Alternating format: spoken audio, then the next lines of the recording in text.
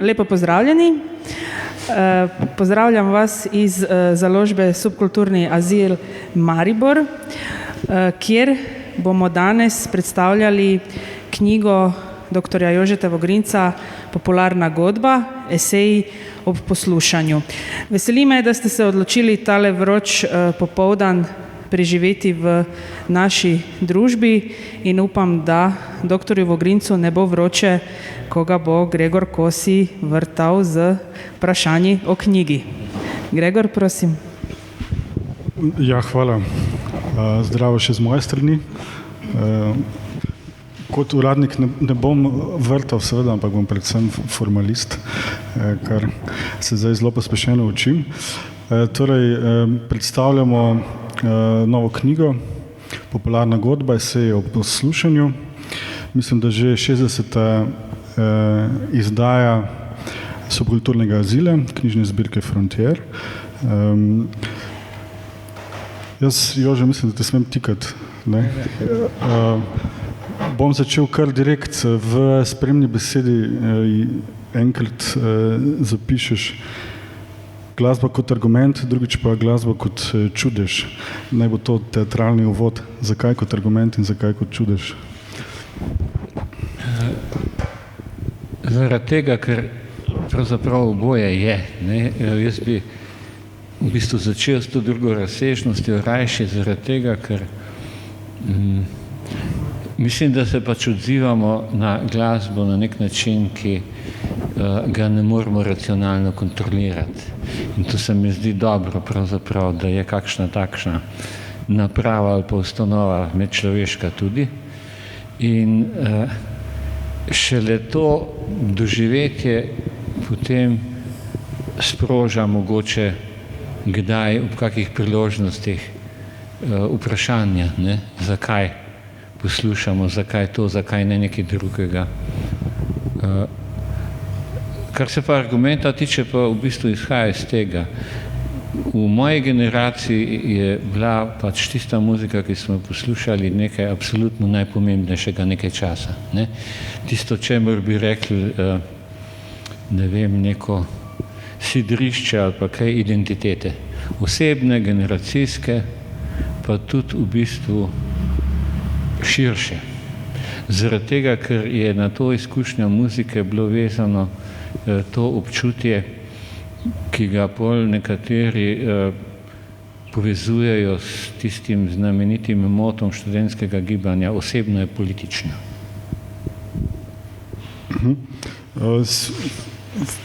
Vpeljuješ pravzaprav ta termin, koncept godba. Moram reči, da je mene besedica zelo fascinirala. Mislim, da sem prvič zasledil v kakšnih kolumnah Mihe Zadnikarja, ko niti približno nisem razumel, seveda, zakaj gre, zdelo pa se mi vse skupaj blazno fajn. Kasneje, seveda, na Radiu Študent, ko sem poslušal vse te špikerje, ne, ki so pravzaprav iskali oznake, na kak način bi nekaj definirali, pa ne bi uporabili, ne, oznake glasba, ne, in so potem bile godbe, muzike, ne vem kaj vse. Ampak okej, godba, kaj je to, ne?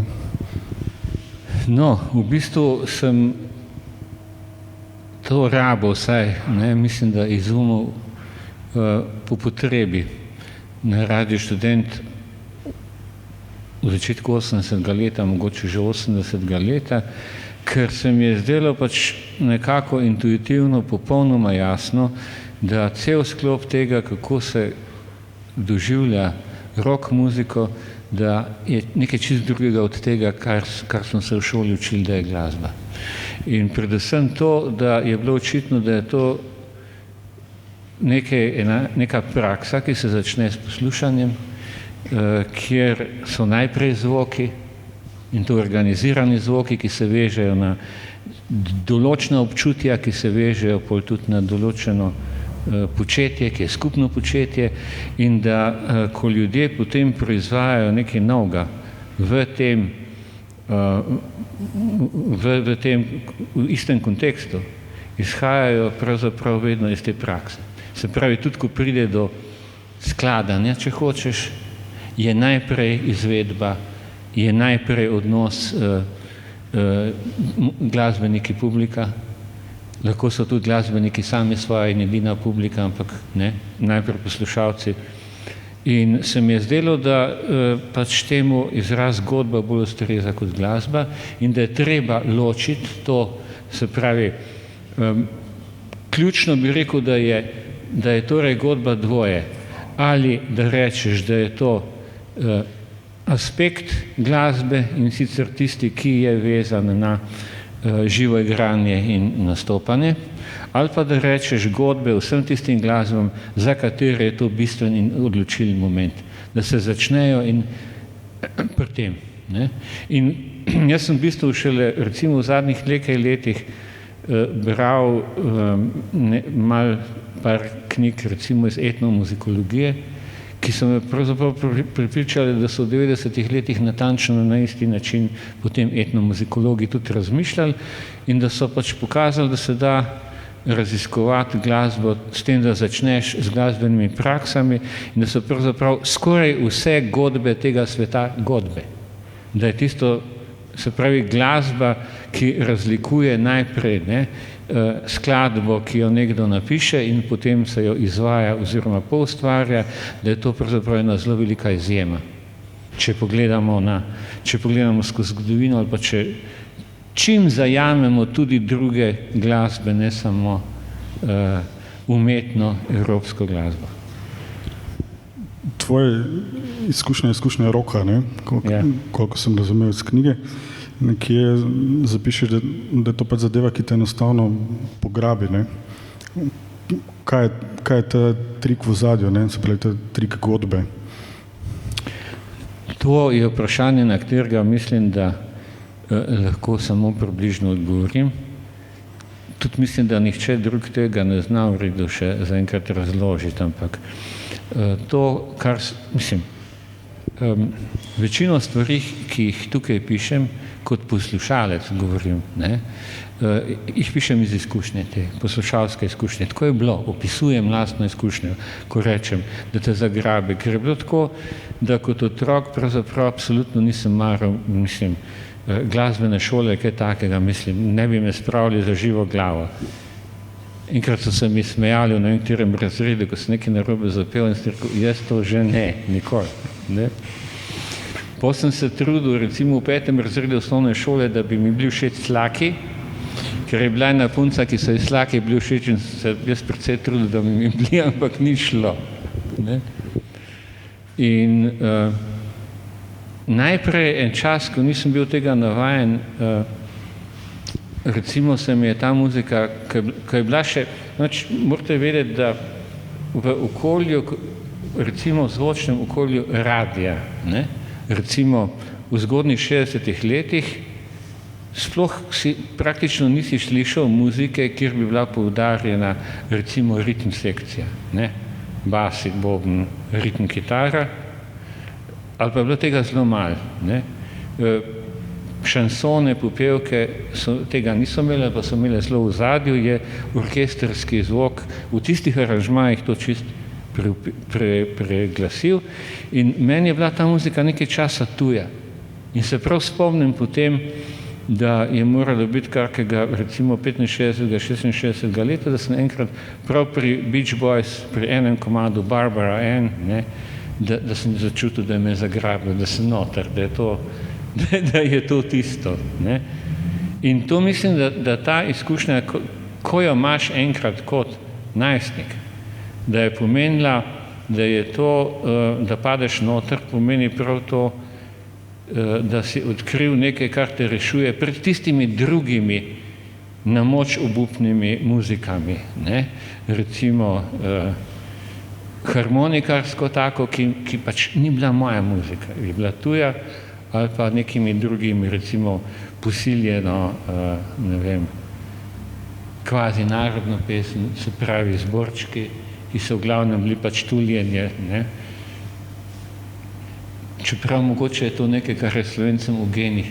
Enkrat potem na Radiu Študent smo imeli eno zabavo, pa sem se šel z enim staviti, da vsi alternativci, da če so spili vsaj 2 kozarca vina, da jih prepričaš v 4 ure, da bo pet slovenske narodne. In res se je obneslo. vsi na čelu z Igorjem Vidmarjem, ideologom panka, so potem, ko smo naredili tako to provokacijo, da so se dva objela okoli ramen, pa začela eno žalostno pesmi peti, po četrt ure so vsi pritegnili. No, ampak hočem reči, jaz mislim, da ko si najstnik te animira to, da se upreš, da se postaviš proti temu in da to mora imeti eno zvočno podlago tako, ki se pač ujema z enim občutjem, ne, sveta, identitete in tako. No, ampak, ko ravno meniš to najstništvo, to družbena vloga ali pa ta poriv, ne, glasbe, se mi zdi, da malce posplošim, da včasih je vseeno ta izkušnja poslušanja bila precej bolj skupinska, mogoče kot je danes, ne. Se je sedelo pred radiem, se je poslušalo, se je dobivalo, ne, na zadnje plošče niso bile dosegljive, se je seveda dobivalo, izmenjevalo zadeve, ne, in skupaj poslušal danes vseeno, vse skupaj lahko downloadaš in použiješ celotno zadevo lahko popolnoma sam, ne. Je to kakšna temeljna razlika v dojemanju, pa ne nazadnje v vzpostavljanju subkultur, ali pač to nima vpliva? Ja, jaz mislim, da so se te stvari zelo spremenile, ne. Da ko je recimo punk se zagrabil, je bila ta, bi rekel, novost, je nastopila še na zelo podoben način, kot je bilo recimo pri naši generaciji 10 let prej, če okvirno rečem, da pa kasneje pa se nikoli več to ni na tak način ponovilo. V tem smislu, da zdajšnje generacije imajo njihova, recimo temu, glasbena zavest je veliko bolj razpršena, vsak svojo ima, ne. Pa, mislim, dejansko so se izkušnje poslušanja bistveno spremenile, ne. V tem smislu, da recimo že z Walkmanom je lahko eden posluša eno stvar, pa čisto izoliran od svoje okolice, ki posluša nekaj čisto drugega, ne. Ampak jaz vseeno mislim, da je to, da so nekako tudi širše družbene determinante take, ki so olajšale to, bi rekel, individualizacijo poslušanja. Jaz jo ne vidim razloga za njo preprosto v tehnologiji, ampak v tem, da so generacije vedno manjše, ne, v tem, da je recimo glasbena industrija se že zelo zgodaj navadila, kako v bistvu praktično vsako generacijo že vnaprej, ne, zasud z nečim, kar bi prodali kot njeno lastno, ne. Punk je presenetil, rock prej je še veliko bolj presenetil glasbeno industrijo, ne. Skratka, te generacije so tudi manjše bile in tudi v bistvu, ko enkrat znotraj rocka obstaja nekaj, čemur bi rekel alternativa in alternativne tradicije, je že tudi za mlade, ko so začeli muziko poslušati, bila za tiste, ki so kritično poslušali, velikokrat bila muzika od starejših bratov ali pa, ne vem, celo staršev, bistveno bolj zanimiva, kot pa tista, ki je poslušala večina njihovih vrstnikov. Ampak, kaj je tako posebnega na punku, ta specifika tega preloma, ne? Nenazadnje kasneje se zgodi rave, v začetku 90-ih se zgodi nam potem hip-hop, spet nek prelom, identifikacija, scena, subkultura. Kaj je na punku? Ko je, punk se je meni zdel sprva kot staremu rockerju nekaj rahlo hecnega, ne. Predvsem, ko je recimo Igor Vidmar prinesel nekaj prvih tih singlov, pa smo jih poslušali, sem imel ta klasičen problem, sam sebi sem se začudil, da sem imel približno iste odzive, kot so jih imeli moji starši, ko so mojo muziko poslušali. Hrupno je, nič se ne sliši, vse je isto, ne. Jaz mislim, da je to pač običajen odziv poslušalca na neznane glasbe, ne. Vse je isto, to je prvi občutek. Drugi so sicer lahko malo različni, ampak v bistvu gre dejansko za to, da se moraš navaditi, da moraš prisluhniti temu, ampak v bistvu me je punk precej hitro zagrabil. Zakaj? Zaradi tega, ker je kreativno odgovoril na tisto, kar je medtem postalo zelo postano in zelo umetničeno v roko, ne. Ker v bistvu mislim, da bom najboljš nakazal, kaj je bilo na punku noga, če se malo vrnem nazaj k temu, ne, da recimo še kakega 66. 67. leta so bili vsi komadi kratki, ne, so imeli to strukturo, pač par akordov, ne, takih, pa pol refren, pa spet ne, ista tema, variacija, pa spet refren in konec. Ne. In ko smo slišali prve sole na kitari, se nam je to zdelo nekaj božanskega. Ne. Mislim, odkritje svobode, dobesedno. Ne. Nekdo si vzame svobodo, da improvizira. In v bistvu moja generacija je potem praktično v 2 letih po tistem, ko smo začeli resno poslušati rock ali pa še prej v enem letu, smo začeli zelo resno poslušati tudi druge muzike, ki so bile improvizirane, posebej jazz. Ne? In padli smo noter natančno v free jazz. Ko sem imel 19 let, nisem prenašal recimo pod najrazne, nisem prenašal swinga, še Charlie Parker se mi je zdel preveč strukturirana muzika. Ne? Za mene se je takrat jazz začel nekje leta recimo 64, 65 pri Johnu Coltrane, pa potem je šel k free jazzu.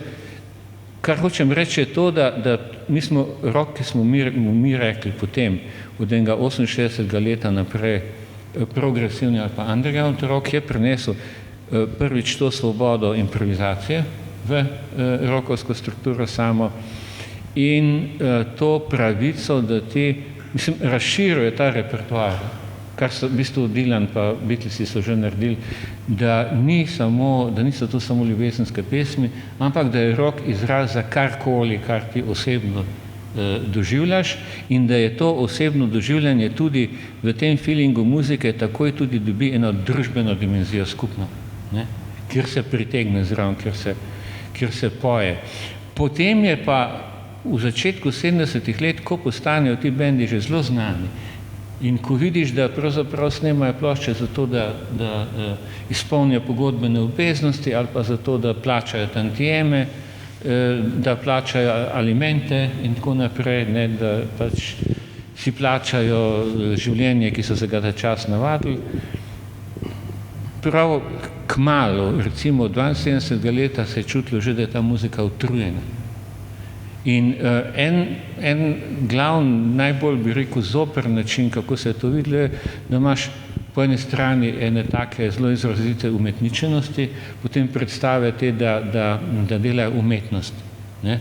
Recimo taki bendi so bili Emerson, Lake and Palmer, Deep Purple do neke mere, pa tudi recimo Yes so bili pa najbolj zgleden primerek. In tega preprosto tu nismo mogli, enega kakega 75. 76. leta, to nismo mogli poslušati več. Ne? In takrat recimo je na primer Pere Lovšin pa še par kolegov so imeli akustične kitare, pa so že en ali pa 2 komada kasnejših pankrtov prepevali. Ne? In čas so imeli eno ime, ki se je meni zdelo genialno, Skodelica kave Express. Ne? Tako da to bi morali patentirati. Ampak kaj je tam manjkalo? Ni bilo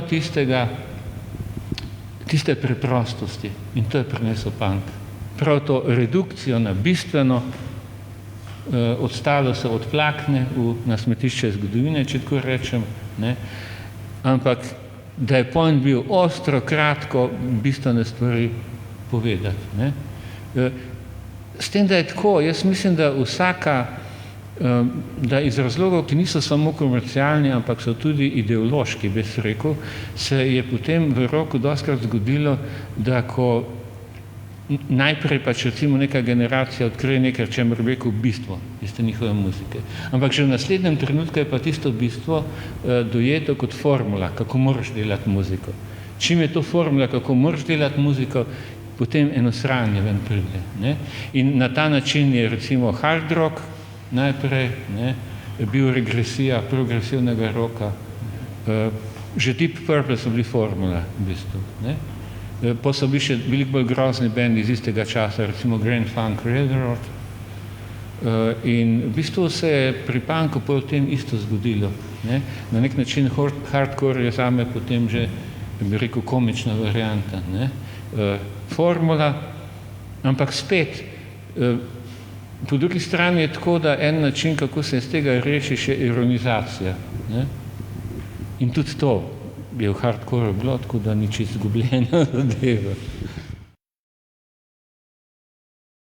Ampak, ok, punk opravi z starimi prdci, ne? Obenem pa na nek način sam postane stari prdec, ko si začne seveda kar nekaj kasneje pripisovati zasluge za recimo osamosvojitev in vesta paket pribuje nacionalni kakršenkoli. V čem je fora? Bil si zraven? To, da se punk povezuje z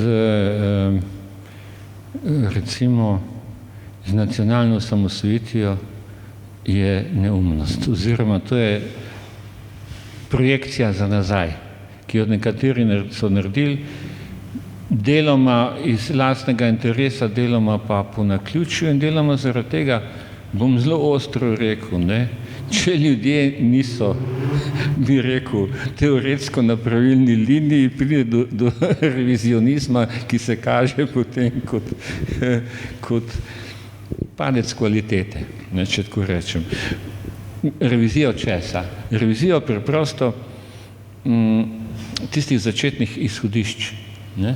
Neke prakse, pri kateri pač moraš videti to, a so pogoji še isti, kot so bili, ali niso več. Ne? Ker ti pogoji bivanja ene glasbene forme se hitro spremenijo in se moraš spremeniti tudi ti. Ne? Tudi to, da špilaš, ne vem, 20 let eno in isto, dobro, če nekdo je 20 let ostane en in isti prav, ampak jaz mislim, tudi če se ti ne spreminjaš, se spreminja okoli tebe in moraš ti drugače reagirati. Zdaj, če se vrnem k temu, kaj je punk dejansko bil, ne? Jaz mislim, da seveda, če gremo tukaj na individualne odgovore, kaj je punk nekomu pomenil, so pač ti odgovori individualni, ampak meni se zdi nekaj bistvenega. Dve stvari. Prvič, pri nas je punk bil stvar dejansko mladinske kulture ali pa osebne identitete neke mlade generacije, ki je pač reagirala na to, da je našla nek nov ustrezen izraz in da je punk je bil seveda takoj političen. Zakaj? Zaradi tega iz enega preprostega razloga, da ker je podedoval to zahtevo, notranjo zahtevo roka, da izraziš tisto, kar se tebi zdi bistveno v tvojem položaju, zato je postal političen. Ne? Ni bil najprej neko politično gibanje, če tako rečem. In tudi, če pogledamo besedila, to je bila antipolitičnost, ne? Tega smisla. Mi to nočemo, mi v to ne verjamemo več, ne? Ker je dejansko pač bila, tako bom rekel, občutje tega, da socializem, kot so se ga v resnici šli, ne pelje nikamor, ne? Se pravi, da so izpraznjenost ideologije, bi temu rekel, je bila najbolj očitno občutje, ki je bilo predhodno. Ne? In angleški punk je imel preprosto tak sound pa take teme, zaradi angleške brezposelnosti in tako naprej, ki so temu ustrezali. Ne? Je pa tako, da tisti, recimo, punkerti, ki so bazično moja generacija, ne, Pera Lovšin je, mislim, da 2 leti mlajši, Bore Kramberger recimo 1 leto mlajši, Grega Tomc 1 leto starejši, za ostale ne vem. Oni so poslušali v bistvu, tako bom rekel, isti rock, kot so ga poslušali punkerji tudi, ne, britanski. Ne. V tem je bil catch. Hočem reči, bistveno se mi zdi to, pri punkertih nisi imel tega momenta, da oni posnemajo, ne vem, Sex Pistols ali pa Clash. Ne? Tudi ko imaš besedila, ko imaš nek štimung, ki je isti, ga v bistvu izrazijo skozi nek glasben pristop, ki ima več opraviti recimo z zgodnimi Rolling Stonesi, kot pa recimo se Clashi. To se mi zdi bistveno. Tako da v tem smislu je bil originalen že od začetka. Ne? In naslednja generacija je pač to vzela kot svoj izraz in pač razvijala dalje, ker treba vedeti, da skoraj vsi so bili pa potem so bili 5 do 10 let mlajši že, ne, od Pankrtov, ne. Kasnejši punk bendi. Včeraj, ko so govorili z Borutom, je upozoril, da je menda bila praksa, da so se ti koncerti začenjali s kakšnimi teoretskimi uvodi, s kakšnimi okroglimi mizami ali kaj podobnega, ne. Danes tega ni, oziroma vem, da smo sami to poskušali, mogoče na manj oster način, vse s kakim nagovorom ali če takim početi, pa je to ni bilo preveč zaželjeno, ne. Zakaj? Mislim, vsi ljudje še vedno želijo vedeti, kaj je v ozadju, oziroma čemu vse to, da tako rečem, ne. No, kako se je kasneje v bistvu spreminjal ta Stimmung, si preprosto ne upam presojati, ne, ker nisem bil dovolj zraven. V resnici nisem človek, ki bi zelo veliko ven hodil, že dolgo časa, ne. Moj medij, glavni, prvi in poglavitni je knjiga, drugi je internet, pol je vse ostalo, ne. Tudi pri dostopu do glasbe, mislim, da je glavni vir, s katerega poslušam muziko v zadnje čase, to je malo nova, to praviti, je YouTube v bistvu, ne. Pa me ni nič sram povedati to, ampak tako da v bistvu jaz mislim, da je bil en trenutek tisti,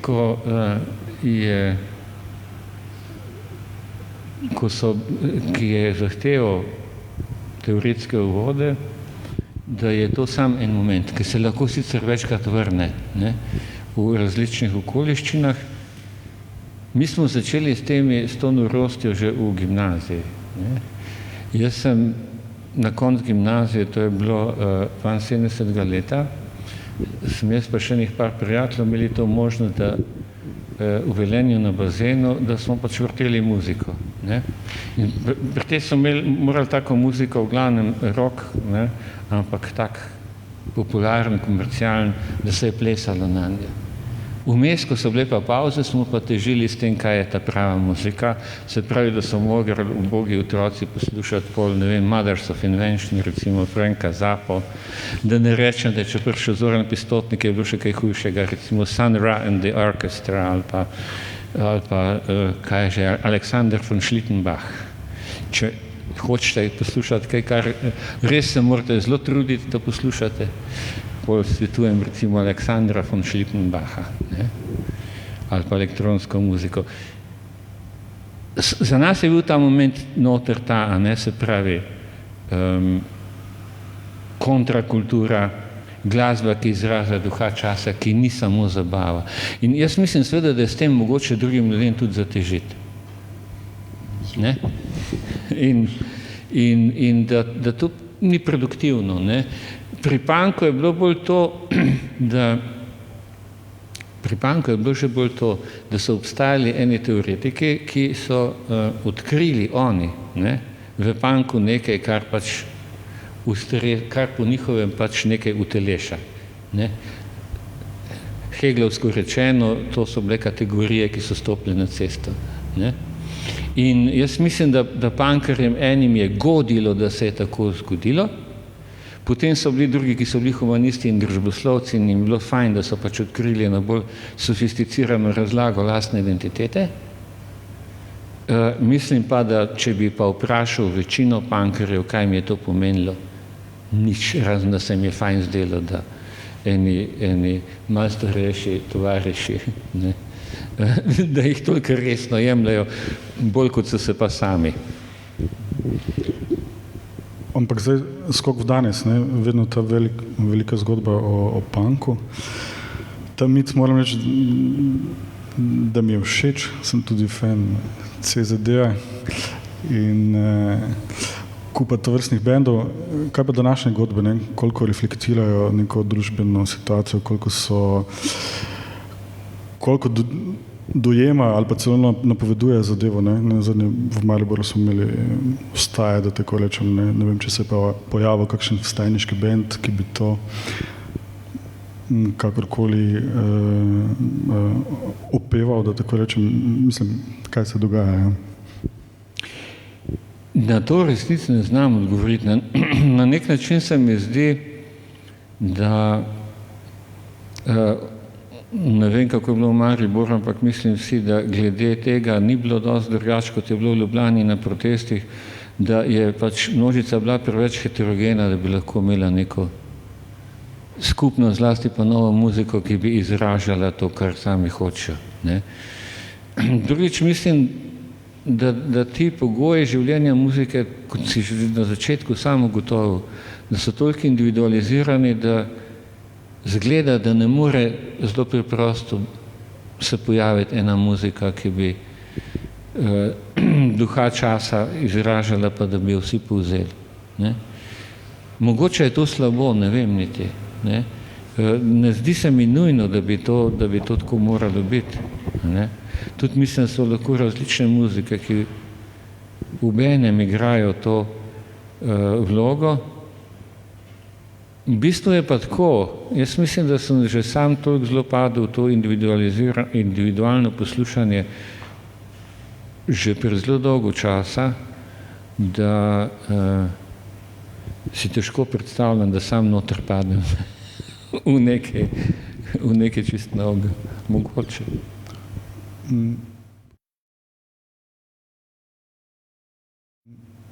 Mogoče tole,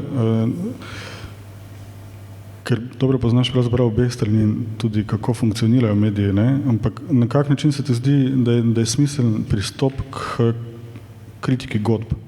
Zdaj, če nek novinar piše o tem, kaj je on čutil, kaj se mu je dozdevalo itd., verjetno ravno to ni niti seveda ni poglobljen pristop, vprašanje, koliko ima teorije, če je sploh možna teorija znotraj tega, ampak kaj se ti zdi, da bi bilo dobro ali pa je dobro v tem smislu?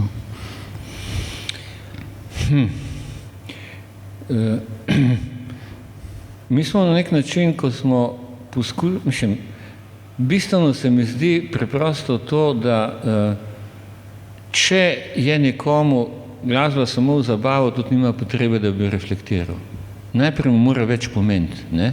Potem se pač vpraša, kaj mu pomeni in potem mora pač obstajati nek diskurs v družbi, ki boljš kot pa drugi nudi neka pojmovna orodja za to, da sam sebi pojasniš, kaj delaš, ko pač te recimo to občutje prevzame in ko pač počneš to, kar počneš v zvezi z muziko. In pri nas je pač škoda, nas je bilo nekaj družboslovcev, sociologov, filozofov in mislim, da začetni vzgib temu je leta 1978 na Radiu Študent Zoran Pistotnik, ki je bil sicer moj sošolec in tudi sosed in prijatelj še iz osnovne šole v Velenju. On je začel tisto muziko, ki smo poslušali, to je bil jazz, improviziran jazz, je poskušal v njej pisati na tak način, kot je videl, da so o tako imenovanih klasičnih resnih glasbenih formah razmišljali heglovski ali pa marksistični filozofi kritične teorije. Se pravi, Zoran je dobesedno vzel Adorna pa Jamesona in je pač verjel, da obstaja neka vrst glasbe, ki izraža duha časa in samoumevno je bilo, da duha časa izraža tista muzika, ki jo mi poslušamo. In se pravi, to je prišlo pač do tega, da se pojmovnik kritične teorije družbe aplicira na glasbo.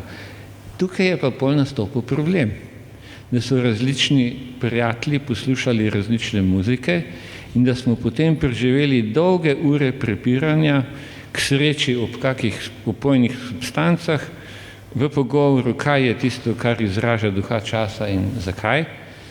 Zmagal je v bistvu, če štejemo po številu točk poslušalcev, Igor Vidmar, v tem smislu, da je bil prvič, je bil najbolj vztrajen, drugič je pa vse skupaj zelo lepo v formulo spremenil in tretjič on je videl, rekel, njegova ideja, zakaj je punk, ne pa recimo jazz izraža duha časa, se je zanašala na besedila in na štimung, ki ga je vsak razumel. Če si pa hotel ti razložiti duha časa tako da recimo da tega duha časa izraža, ne vem, John Coltrane, si pa moral narediti nek zelo dolg uvod in stvari razlagati. Ampak tukaj je pa treba videti tole, ne, da ko se začeli recimo še pred Punkom na Radiu Študent pa druge ti resni sodelavci glasbene redakcije, ki so potem pisali v vseh možnih vrsteh, od bluza prek folka do rocka v opoziciji, alternativnih oblik, da so pravzaprav uporabljali dve formuli, o katerih že Pierre Bourdieu govori samo ob čisto drugih vrsteh. Bourdieu namreč pokaže tole, ne? Pravi, da kritiki uporabljajo pravzaprav dva tipa žargona. Ne? Kritiki, ki izhajajo iz vrst profesionalnih glasbenikov, potem poskušajo poimenovati tisto, kar oni sami čutijo, ko neko muziko igrajo ali poslušajo. Ne? Medtem ko tisti, ki imajo pa manj glasbene izobrazbe in so se izobrazili tako, da so poslušali veliko število plošč, pa hodili veliko na koncerte, ne? Imajo pa ta, kako bi temu rekli, šolarski pristop. Ne? In kaj ti delajo? Rasko Močnik je temu nekoč lepo rekel, da pišejo hagiografije, se pravi življenja svetnikov. To je to. Ta in ta je začel v tem in tem bendu, igrajo s tem pa tem in tako naprej. In to so take stvari, ker če ti recimo poslušaš, pa glede te muzike ne poznaš, ti ne pove to popolnoma ničesar. Ne? Predpostavka tega je, da si ti vedno že noter. Ne? In potem pač kljub temu, da kritik opisuje samo to zunanje dogajanje, si nekaj predstavljaš.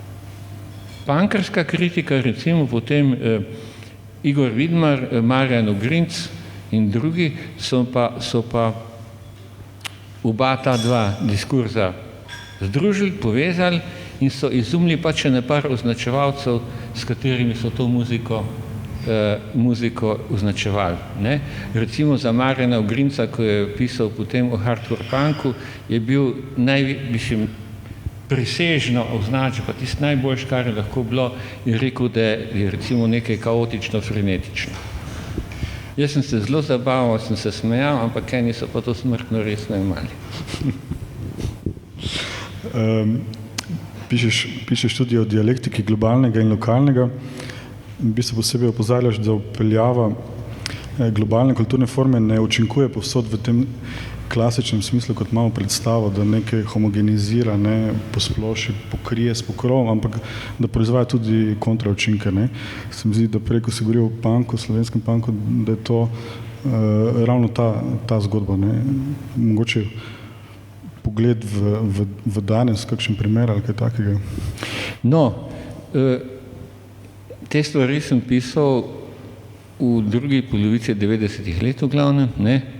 Balkanizacija, globalizacija kulturnih glasbenih oblik, ne, popularno glasbenih oblik, zato ker so takrat vsi govorili o globalizaciji in tisti, ki so se ukvarjali pa s raziskavami popularne glasbe, so pa potem, tipično je bilo to, da so zahodnjaki prišli, naprimer, ne vem kaj, v Bolgariji, odkrili bolgarski turbofolk in ga branili, ne, pred kot neki avtentični izraz, ne vem česa.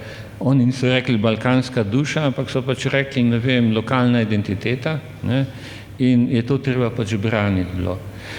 Meni to ni šlo skupaj s tem, da sem jaz vedel zelo natančno, da v Sarajevu, ki je bilo oblegano ta čas, ne, je tista muzika, ki so jo mladi poslušali in igrali, je bil absolutno ortodoksen rock. Tak gol, udaren rock in da njihova težnja je bila igrati muziko, ki je univerzalna, ki bi lahko igral človek, če je doma, ne vem, iz Sydneyja v Avstraliji ali pa, ne vem, iz Seattla. In takrat sem se vprašal to, kaj pomeni to, da pravzaprav, da se prenese, da začnejo, ne vem, eni mulci nekje igrati eno muziko, ki prihaja iz sveta, pa nekaj pomeni. Ne? In ker to je bilo zelo obsojeno in je bilo tudi smiselno, pač, da je to prvič neizvirno in drugič nekako je dišalo po imperializmu. Ne? Ti te forme prenašaš in če seveda je to povezano še s tem, da v bistvu te nosilce zvoka potem izdaja ali pa ne vem, to muziko predvaja ne vem, neka lokalna podružnica ene korporacije, je seveda to vnaprej moralno sporno, ne, za naprednega človeka. Meni se je pa zdelo, da če zgodovino pogledamo, bodi si izkušnja moje generacije, bodi si izkušnja punkerske generacije, pa tudi kasnejše, recimo hip-hop, da gre za neke čisto druge stvari. Da gre vedno za to, da so, vprašati se je treba tole, kaj pa je razlog, da nekje v nekem, ne vem, Mariboru ali pa Velenju ali pa Kopru naenkrat začutijo mladi, da poslušajo eno muziko, ki je čisto drugod. In jaz sem sebi dovolj zgodaj pri moji izkušnji odgovoril, da je tisto, kar sem jaz rabil za preživetje, je bila izkušnja povsem tujega, da me je iztrgala iz tega grozljivega meni postanega lokalnega okolja. Čim sem si to pri sebi na ta način raztolmačil, sem to posplošil, tako da sem rekel, če se torej začne igrati v nekem okolju, recimo lokalno okolje, neka globalna muzika, morajo razlogi za to biti vedno konkretni, lokalni.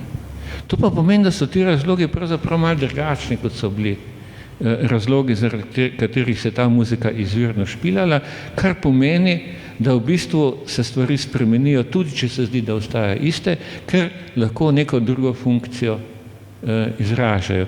In ker se srečujejo z drugimi godbami, kot pa na izvirnem kraju, ker odgovarjajo na druge potrebe kot na izvirnem kraju, ker se borijo z drugimi nasprotniki kot na izvirnem kraju, ti zelo hitro dobiš nekaj drugega tudi. In zame je bila izkušnja tega študija pomembna, ker mi je povedala nekaj. Jaz ne verjamem, da globalizacija pomeni homogenizacijo, ampak da prav poskusi homogenizacije vedno že sprožajo odpor. Ne? In ta odpor pa, in tukaj mislim, da je treba videti to progresivnost teh univerzalnih form. Ni progresivno v glasbi to, da se boš ti držal, ne vem, form tvojih prednikov ali pa, ne vem, starih očetov, če pa živiš popolnoma drugače, kot živijo tvoji stari starši. Ne? Tako da mislim, da je pač tu vedno dialektika med univerzalnim, lokalnim in da pa pri različnih muzikah zelo različno deluje. Ne? In jaz sem poskušal to pokazati, da je pravzaprav, recimo mi, ko smo najprej poslušali tisto muziko, ki smo jo poslušali, smo jo lahko slišali samo na izbranih radijskih postajah, pa nikjer drugje. Potem smo pa plošče naročili, pa smo morali plošče poslušati, bendov nismo mogli poslušati, ali pa si moral pač potovati, dobesedno štopati, kar smo tudi delali, ne? Da smo slišali, ne vem, prvič v Angliji, ko sem štopil v Anglijo, sem pač recimo slišal bende, ko so mi bili zares zanimivi, ne? Tiste, ki so me zanimali. Izziv za Kameleona leta 65 je pa bil, kako igrati muziko, ki jim je bilo všeč, če pa še inštrumentov niso imeli svojih. Ne? Se pravi, v bistvu so oni publiki nadomeščali naprimer Animals in so probali odigrati komad natančno tako kot Animalsi, in ker so slabo razumeli besedilo, še so bili na vse zadnji gimnazijci, imate take hecne efekte. Ne?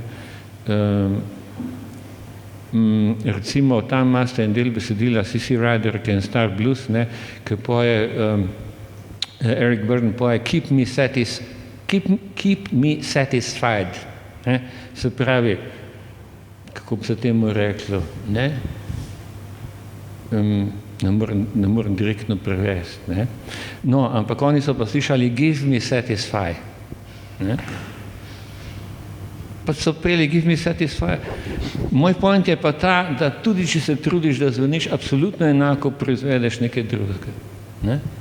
Ko je prišel punk, pa kot sva že prej ugotovila, v bistvu punk je hotel samo isto občutje proizvesti, sploh ni imel več potrebe po tem, da bi te iste komade vrtel. Ne?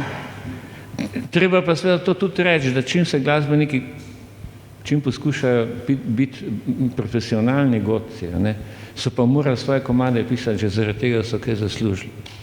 Ne. Ja. Pri verjetno hip-hopu je šla stvar čisto drugače spet, ne, po mojem.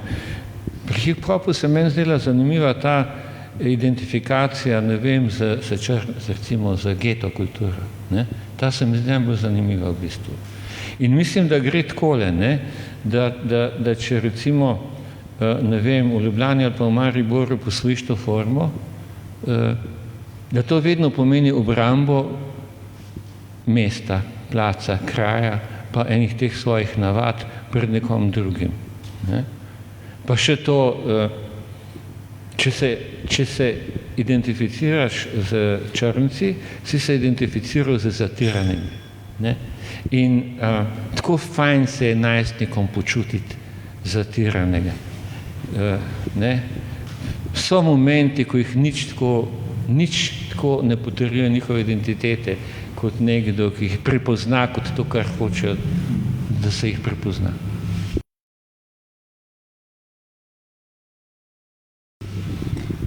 Mogoče še za konec kreativne industrije, ta velika zgodba. Mislim, da tudi, koliko sem na hitro preletel predlog nacionalnega programa za kulturo, povsod po tihem ve ta zgodba. Ti si kar kritičen, ne, do samega koncepta. No, takole, jaz bi predvsem razlikoval med kulturno politiko in njeno rabo pojma kreativne in kulturne industrije in resno družboslovno teorijo. Ker, kar se tega ta prvega tiče, jaz včeraj ravno bil na panelni diskusiji v Narodni galeriji, kjer so kulturniki govorili o tem novem osnutku programa in v tem osnutku nacionalnega programa imajo kreativne industrije precejšnjo mesto. Zakaj?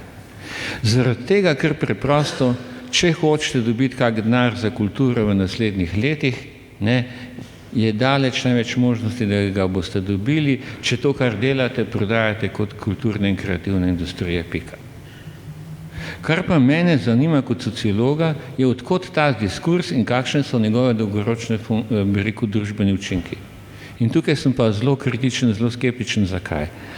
Zaradi tega, ker je kreativna industrija ali pa kulturna industrija v bistvu so dost nepomembne razlike, po mojem, je termin, ki hoče pravzaprav legitimirati to, da se kultura služi denar, do to jaz stvari sprejemam, se mi zdi to pač pametno. Jaz mislim, da dokler razumemo trg v tem splošnem pomenu besede, da je to ena oblika, kako se srečajo ljudje, ki nekaj proizvajajo in ljudje, ki nekaj trošijo, ne, da s trgom ni nič narobe. Ampak treba videti tole. Trg ni samo kategorija zasebnega prava in komercialnega prava, trg je politična in kulturna kategorija. Trge se ustvarja. Ne obstaja prosti trg sam na sebi. Ne. Trge moraš ustvariti, trge moraš gojiti in nimajo nič upraviti bi rekel, drugače bom povedal, to je že Brodelno se zadnje vedel, znameniti zgodovinar. Ne. Kapitalizem in trgi, to sta dve precej različni stvari. Ne. Kapitalizem v resnici zlasti sodoben je vezan na monopole, ki zagotavlja zgodovinsko že pridobljena moč. In trgi, ki jih sodobni kapitalizem ustvarja, so večinoma navidezni virtualni trgi, ki so oligopolni, ki so monopolni trgi. Ne. In od takih trgov pač večina ljudi nič nima. Ne. Tako da pojem kreativne pa kulturne industrije so izumili kdo? Britanci. Britanci seveda od tega lahko kaj imajo. Ne. Če vi recimo prodajate skupaj Liverpool kot recimo mesto, kjer je bila trgovina sesužnji, mesto, kjer se je začela industrijska revolucija in mesto, kjer so bili doma Beatlesi, ne, pa predvajate na ulici Penny Lane njihovo skladbo Penny Lane, ne, prodajate kaj? Prodajate turistično podobo mesta, prodajate z njo pravzaprav take vrste tradicijo, preko katere lahko zadnjih 250 let prodati turistom, in to takih zadev, ki prej nikoli turistov niso privlačile, recimo starih opečnatih bajt z dimniki. Ne? Še pred 30-40 leti je bilo to skrajno antimoderno. Ne? Danes je pa to, kaj, industrijska romantika, recimo. Ne? In če pa na to cepite Beatlese, kaj to pomeni? Še vedno je pač dominantni jezik sodobne popularne kulture angleški. Ne? V bistvu je vsa muzika, ki je nastala zadnjih 70-80 let, je olastninjena, njeni lastniki so pa monopolisti. To danes niti ni več industrija, ki bi karkoli novega proizvajala, to so rentniki, ki živijo od kulturne zgodovine. Ne? Kar pomeni, da interes glavni za to, da se žargon kreativnih in kulturnih industrij uveljavi kot tisti žargon, ki upravičuje, kdo bo lahko prišel do denarne pomoči, da kulturo ustvarja, da so ta žargon tisti sprožili, ki jim pač ta žargon najbolj ustreza. Ne? Slovenci se morajo pa iz petnih žil truditi, da si izmislijo nekaj, če lahko rečejo, kreativne in kulturne industrije. To pomeni, da če uporabljate ta žargon, da ste vnaprej v marginalni poziciji.